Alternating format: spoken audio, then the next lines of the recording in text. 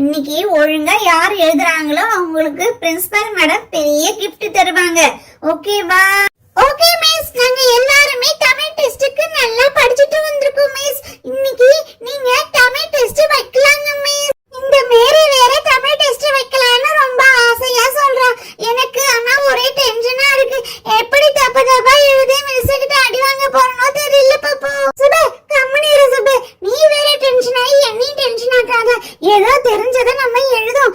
எழுத்து கூட்டி கொஞ்சம் கொஞ்சமா எழுதிக்க வேண்டியதான். மிஸ் வேற பிரைஸ் gift அப்படின்னு என்னென்னமோ சொல்றாங்க.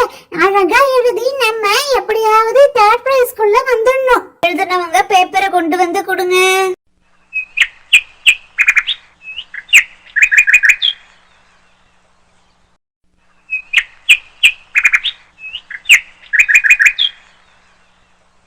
சரி பசங்களா, இதுல யார் மார்க் அதிகமா வாங்கிருக்கீங்களோ அவங்களுக்கு பிரின்சிபல் மேடம் பிரைஸ் கொடுப்பாங்க. சரியா? அதே போல நான் சொன்ன வார்த்தையெல்லாம் யார் தப்பு தப்பா எழுதிருக்கீங்களோ ஒன்னொன்னையும் அவங்க 10 டைம்ஸ் எடுத்துட்டு வந்து பிரின்சிபல் மேடம்கிட்ட காமிக்கணும். அதுவும் ஞாபகம் வச்சுக்குங்க. என்னது, உன்னே 10 டைம்ஸ் வந்து காமிக்கணுமா? தப்பா எழுதிட்டா?